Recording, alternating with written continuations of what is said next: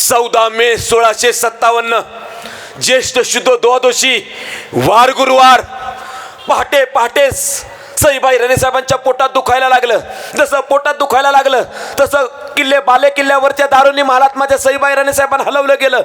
सगळ्या सुविनी कुळंबिनी आतमध्ये गेल्या. दारुनी महालाचा दरवाजा लागला गेला. दारुनी महाल म्हणजे त्या काळची बाळंतपणाची खोली. दरवाजा लागला गेला. तुम्ही सगळी अशी बाहेर बसलाय ना, अशी मंडळी सगळी त्या दारुनी महालाच्या दरवाजाच्या बाहेर बसलेली. नुसतीच बसली नव्हती, कोण आपापल्या देवाला प्रार्थना करत होता. आमच्या सईबाई राणे अक्कासाहेबांच्या जीविताला कसला धक्का लागू देऊ नको. माऊली आमची आजारी आहे, प्रचंड आजाराने माऊलीला ग्रासलंय, पण लई इच्छा आहे माऊलीला या वक्ताला फक्त मुलगा होऊ दे. तिन्ही मुली दिल्या रे देवा, या वक्ताला आमच्या राणीसाहेबांना मुलगा होऊ दे म्हणून दादांनो धोतो आपापल्या देवाला फक्त प्रार्थना करत होता. पण उजाडला दिवस. 7 वाजले, 8 वाजले, 9 वाजले, 10 वाजले. दारुनी महाराजचा दरवाजा काय उघडा ना, कसली बातमी काय येईना. एवढ्या दादांनो घटिका दाची झाली. सगळ्यांच्या नजरा फक्त आता त्या दरवाज्यावरती होत्या. कुठून तर एका बाळाचा रडण्याचा आवाज त्या दारुनी महालामध्ये झाला. अरे ज्या आरती बाळ रडतंय त्या आरती बाळंतीन झाल्या. आमच्या राणीसाहेब बाळंतीन झाल्या. सगळ्यांच्या चेहऱ्यावरती आनंद झाला, स्मित हास्य झालं. बाळाचा आवाज येतोय ना, मग काहीतरी जन्माला आलंय. पण काय, मुलगा का मुलगी, यावेळी मुलगा का मुलगी, मुलगा का मुलगी. एवढ्या दादांना कुणीतरी कवाड उघडण्याचा आवाज आला. जशी कडी उघडली गेली तसा धडाडक्याने दारुनी महालाचा दरवाजा उघडला. जसा काही दरवाजा उघडला तसे कुळुंबिनी धावत पळत सुटली. अरे चढू द्या पत्ती तोफांना, पुत्रा विना ओके वाटणाऱ्या राणीवशामध्ये गोकुळचा कृष्ण नांदायला आलाय. सईचा शंभू बाळ आणि त्या औरंग्याचा कर्दन काळ जन्माला आला होता.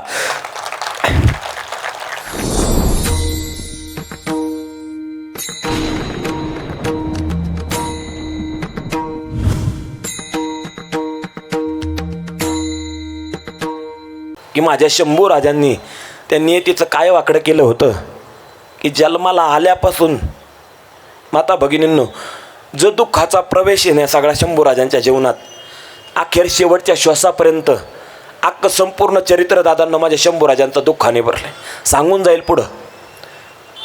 तुम्ही कुठलाही प्रसंग घ्या, संघर्ष संघर्ष आणि संघर्षच. पण इनकिंचित दादांनो माझे शंभू राजे त्याला पुरून उरले. चला 350 वर्ष पाठीमागे. माता सईबाई राणेसाहेबांना डोहाळे लागले होते, दिवस गेले होते.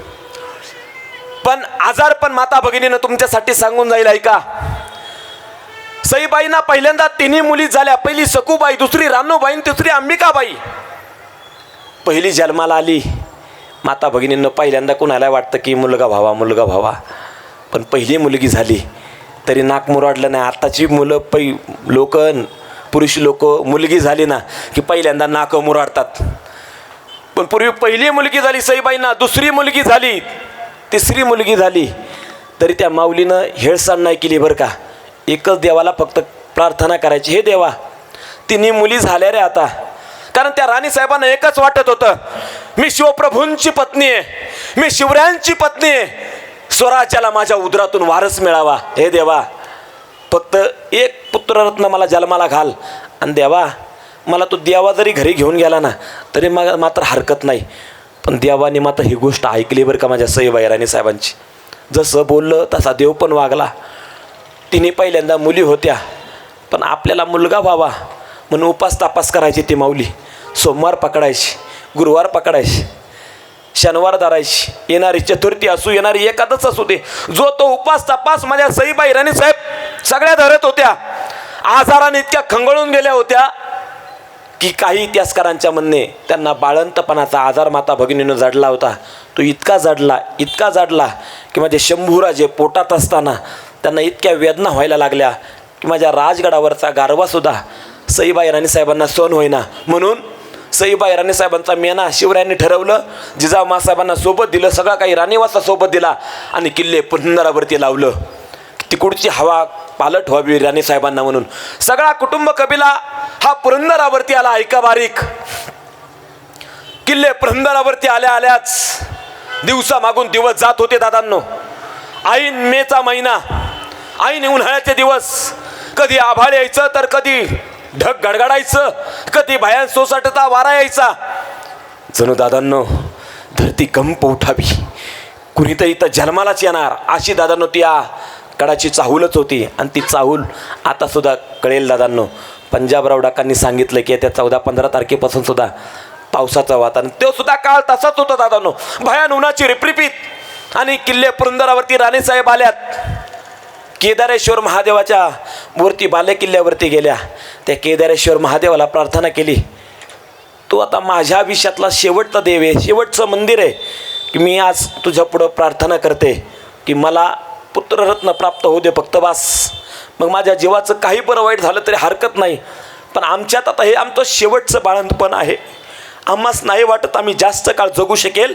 म्हणून हे देवा, केदारेश्वरा, देवाच्या देवा, आम्हाला आमची विनंती फक्त पदरात घे आणि तुझ्या राऊळात, तुझ्या पुरंदरावरती माझ्या उदरातून मुलगा होऊ दे. आणि दादांनो, ती कळकळ त्या केदारेश्वर महादेवाने ऐकली त्या राणीसाहेबांची. सगळ्या सुविनी कुळंबिनीना जिजाऊ मासाहेबांनी आधीच गडावरती बोलून ठेवलं होतं, कधी पोटात दुखायला लागेल थांग पत्ता नाही. सगळ्या सुविनी कुळंबिनी गडावरती आलेल्या. आणि उजाडला दिवस गड्या हो. 14 मे 1657, ज्येष्ठ शुद्ध द्वादशी, वार गुरुवार. पहाटे पहाटेच सईबाई राणीसाहेबांच्या पोटात दुखायला लागलं. जसं पोटात दुखायला लागलं तसं बाले किल्ल्यावरच्या दारुनी महालात माझ्या सईबाई राणीसाहेबांना हलवलं गेलं. सगळ्या सुविनी कुळंबिनी आतमध्ये गेल्या. दारुनी महालाचा दरवाजा लागला गेला. दारुनी महाल म्हणजे त्या काळची बाळंतपणाची खोली. दरवाजा लागला गेला.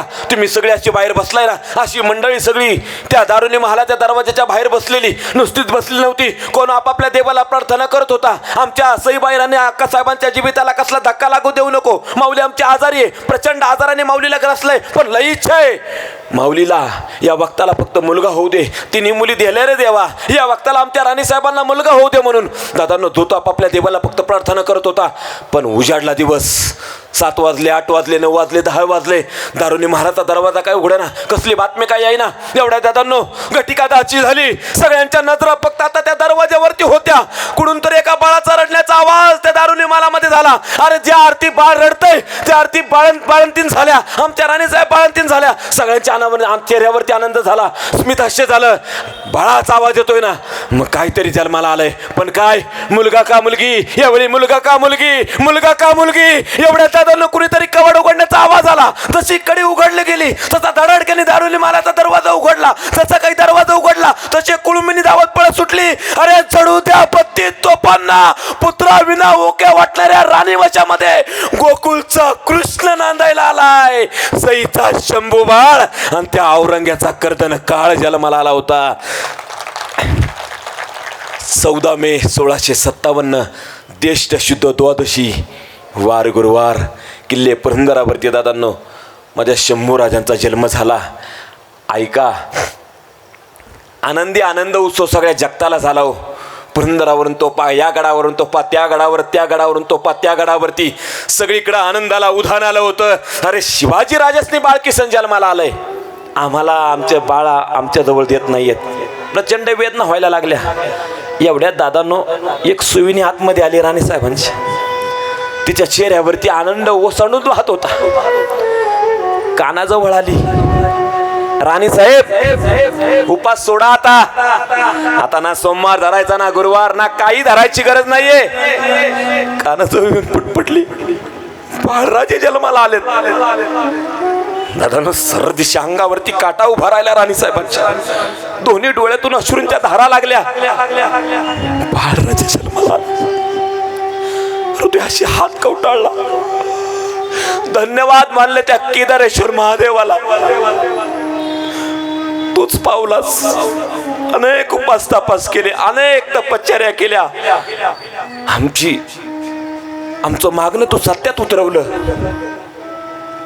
दादांनो, पहाटेपासून अभिषेक चालू होता शंभूराजांच्या जन्मापर्यंत केदारेश्वर महादेवाला. पंचामृताचे धार महादेवाच्या पिंडीवरती वाहत होती. राणीसाहेबांना आनंद झाला, पण आमच्या बाळराजांना आमच्या पण कुणी धाजवायला तयार नाहीये. याचं कारण दादांनो, वैद्यबांनी सत्य जिजाऊ मासाहेबांना सांगितलं होतं. वैद्यबांनी सांगितलं होतं, हात जोडून उभे होते वैद्यबा, आऊसाहेब आम्हासनी क्षमा करा. नाही, त्या डोंगरातून काट्या कुट्यातून आम्ही फिरलो. सगळ्या प्रकारच्या संजीवनी आम्ही आमच्या आजही जवळ आहे. पण आऊसाहेब आम्हासनी माफ करा. राणी साहेबांना कोणतीच मात्रा लागू होत नाहीये. कोणतीच मात्रा लागू होत नाही. काय झालंय वैद्य बुवा? आमची एकच इच्छा आहे. वैद्यबांनी सांगितलं की कैसे करून जे काही बाळराजे जन्माला आलेत ना, अंगावरचं दूध फक्त त्या बाळराजांना पिऊ देऊ नका. काय वाटलं असेल, काय मन म्हणलं असेल? का वैद्य बुवा? कारण राणी साहेबांना आजारात असला जडलाय. यदा कदाचित हेच दूध जर आपल्या शंभूराजांनी पिलं ना, तर त्यांना सुद्धा तो संसर्ग होईल आणि त्यांच्या सुद्धा जीविताला धक्का लागल. अहो साहेब, काय पण करा, ही गोष्ट फक्त राणी साहेबांपासून तोडा. हवे असल्यास त्यांना दुसरी दूध आई शोधा, पण त्यांच्या आईचं दूध त्यांना पाजू देऊ नका. कसं सांगणार जिजाऊसाहेब? काळजावरती एवढा दगड ठेवला. त्या महालात गेल्या, दारुणी महालात सईबाईंची विचारपूस केली. लाडकी होती व लहानपणापासून डोळ्या देखत वाढलेल्या सईबाई जिजाऊसाहेबांच्या. पण हक्काने सांगितलं, सई, बाळराजांना तुमच्याजवळ आणून न देण्याचं कारण ते सुखरूप आहेत, सगळे गोरेगुमटे आहेत, अगदी शिवबांवरती गेलेत, दुसरे सवाई शिवाजीच सारखेच दिसत आहेत शंभूराजे. पण दादांनो एक आड घातली की तुम्हाला वैद्यबांनी सांगितले की जोर भरलाय आणि हा जर जोर तुम्हाला असाच राहिला तर बाळराजांना सुद्धा जोर येईल. म्हणून वैद्यबांनी निदान काही दिवस तरी अंगावरचं दूध बाळराजांना पाजायला देऊ नये असं वैद्यबांनी सांगितलंय. दादांनो या कानातून बातमी यावी की तुम्हाला बाळराजे जन्माला आलेत 3 मुलींच्या पाठीवरती. तुम्ही मातृत्व सगळ्यांनी अनुभवलंय. माता भगिनींना मला सांगा, 3 मुलींच्या पाठीवरती 4थे शंभूराजे जन्माला यायच्यात. इकडून कानावरती आनंद आलाय आणि इकडून दुःखाची बातमी घेऊन जिजाऊ साहेब सांगतात ते आपल्या बाळाला अंगावरचं दूध नाही पाजायला द्यायचं. आई म्हणून मला सांगावं, काय भावना झाल्या असेल त्या माऊलीच.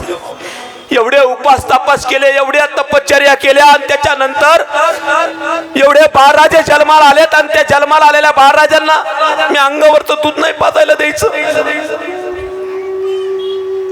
अरे एखाद्या दुधाचं लोटा सांडून जावा तसं एका क्षणार्धात दादांनो राणी साहेबांचा आनंद एका क्षणार्धात सांडून गेला.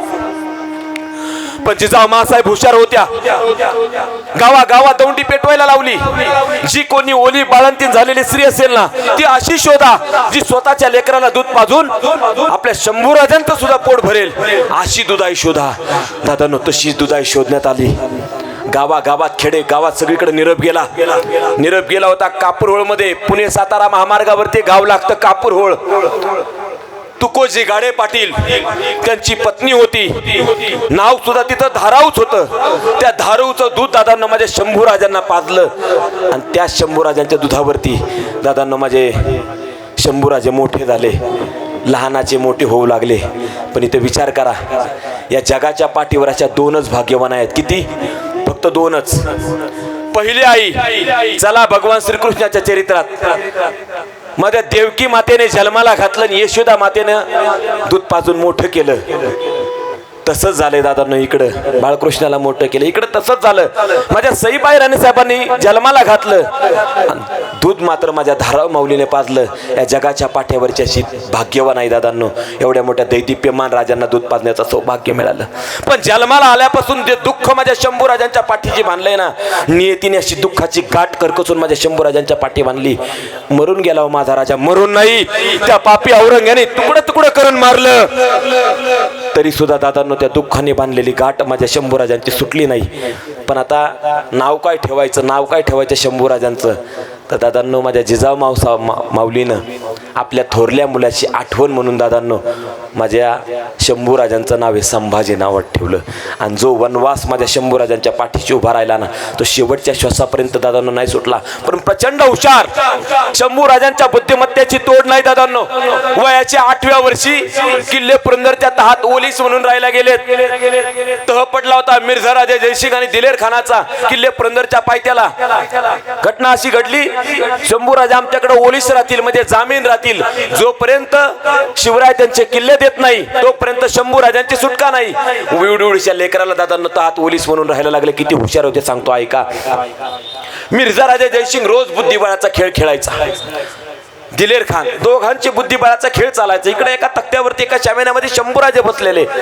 एके दिवशी मिर्झाराजे जयसिंगाने खेळता खेळता आपल्या कुंवर शंभूराजांना एक प्रश्न विचारला, क्या कुंवर शंभूराजे खेलेंगे 4 हात हमारे साथ? त्याच वेळी दादांनो बाणेदारपणे उत्तर माझ्या शंभूराजांनी दिलं. ते उत्तर असं होतं, दादासाहेब. दादासाहेब म्हणायला लावायचे. का? आऊसाहेबांनी सांगितलेलं. हिंदू होते, राजपूत होते, पण दादांनो आपल्या लोकांना कळलं नाही कुणासाठी लढावं. पण वाटलं होतं की मिर्झाराजे जयसिंग येतील स्वराज्याच्या बाजूने, पण दादांनो नाही आले. नंतर औरंगजेबाने त्यांचा सुद्धा काटा काटला, 20 देऊन मारलो आपल्या मिर्झाराजे जयसिंगांना सुद्धा. पण दादांनो हेच दादासाहेब म्हणायला लावलं. माझे शंभूराजे मिर्झाराजे जयसिंगांना दादासाहेबच म्हणायचे की दादासाहेब तुमचा खेळ आम्हास आवडत नाही. हातात झाले मिर्झाराजे जयसिंग. अरे माझी पुरी हयात गेली या बुद्धिबळाचा खेळ खेळता खेळता. आणि हा काल परवा आलेला मुलगा मला म्हणतोय 8 वर्षाचा, आम्हाला खेळ आवडत नाही. न राहून कारण विचारलं मिर्झाराजे जयसिंगाने, क्या कुंवर शंभूराजे क्यों पसंत नाही आता हमारा खेळ तुम्ही? त्याशिवाय बाणेदारपणे उत्तर दिलं माझ्या राजाने. माझे राजे बोलून गेले, दादाजी या खेळात उंट आहे, या काळात हत्ती आहे, घोडा आहे, वजीर आहे. एवढंच काय दादाजी, राजा देखील आहे. पण दादाजी या खेळात कुठंच त्या राजाची आई आणि कुठंच त्या राजाचे वडील आम्हाला कुठं दिसत नाही ना, म्हणून आम्हाला खेळ आवडत नाही. किती हुशार होते. एवढंच नाही, तो तह झाला. 23 किल्ले द्यायचंही ठरलं. द्यायचं ठरल्यानंतर दिलेर खानाला वाटलं, अरे एवढीच लेकरू आहे, आपल्यात ओलीस म्हणून राहिलंय, एवढीच्या वयात राजकारणात त्याचा प्रवेश झालाय, ते ओलीस राहिले, त्याला काहीतरी भेटवस्तू दिली पाहिजे. म्हणून दिलेर खानाने त्याला एक तलवार शंभूराजांना, आपल्या एक घोडा आणि एक हत्ती शंभूराजांना भेट म्हणून दिला. आता त्याच्या असं लक्षात आलं, तलवार दिले, घोडा दिलाय, घेऊन जातील, पण एवढा मोठा हत्ती किल्ल्यावरती कसा घेऊन जातील? कारण त्यांनी पाहिलं होतं किल्ले पुरंदरच्या बाजूला वज्रगड, त्या वज्रगडावरती पहिल्यांदा तोफा दिलेर खानाने चढवल्या होता. नाकी न आला होता त्याला त्या तोफावर चढवताना. तर एवढा मोठा बलाढ्य हत्ती गडावरती माणसाला चालणं मुश्किल, हत्ती कसे काय घेऊन जासाल? दिलेर खानाला वाटलं, एवढा मोठा हत्ती दिलाय मोला मागाचा, तो आपण वापस माघारी घेऊया, त्याच्या बदल्यात दुसरं काहीतरी देऊया. म्हणून दिलेर खान आपल्या शंभूराजांकडे आला. शंभूराजे, हमने आपको घोड़ा दिया है, शमशेर दे दिया है, हाथी दे दिया है, घोड़ा लेके जा सकते हैं किले पर, शमशेर लेके जा सकते हैं, लेकिन शंभूराजे इतना बड़ा हाथी कैसे किले पर लेके जाओगे? हम एक काम करते हैं, हाथी के बदले में आप कुछ भी मांगो, मैं हमको देने के लिए तैयार है. त्याच माझे शंभूराजे कडाडले, खान साहेब एकतर बक्षीस देऊ नये, आणि दिलं तर असं भुतळ्यासारखं पुन्हा वापस माघारी घेऊ नये. तुम्ही त्याची काळजी करू नका, तुम्ही त्याचा विचार करू नका. अहो तुम्ही दिलेला बक्षीस पात्र हत्ती आम्ही आमच्या जीवाची बाजी करू, आम्ही आमच्या तानाजी काकांना सांगू, आम्ही आमच्या येसाजी काकांना सांगू, पण कैसे करून हत्ती गडावरती घेऊन जाऊच, त्यांच्यासाठी वेगळी खोंदून खोंदून वाट आम्ही तयार करू. तुम्ही त्याची काळजी करू नका. पण खान साहेब, जसा प्रश्न तुम्हाला पडलाय ना, तसाच प्रश्न या कुंवर शंभूराजांना पडलाय. बोला की म्हटले शंभूराजे. त्याच वेळी शंभूराजांनी बाणेदारपणे उत्तर दिलं, मग खान साहेब तुम्ही आता लागोलाग तह झालाय, दिल्लीला जाणार नव. आता दिल्लीला जाताना तहात आमच्या आबासाहेबांनी मिळवलेले रक्ताचे पाणी करून हे कडवलेले गडकट किल्ले, आता तुम्हाला तहात ओलीस म्हणून तुम्हाला तहात दिलेले आहेत. आता ते तहात 23 किल्ले तुम्ही जाताना दिल्लीला कसे घेऊन जासाल याचा प्रश्न मला पडलाय.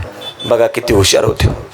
ताप नव्हती दादांनो. अहो जो राजा वयाच्या 14व्या वर्षी बुधभूषण सारखा संस्कृत मध्ये ग्रंथ लिहितो, मगाशी देसले सरांनी सांगितलं, जो राजा वयाच्या 14व्या वर्षी संस्कृत मध्ये बुधभूषण सारखा ग्रंथ लिहितो, किती हुशार असेल.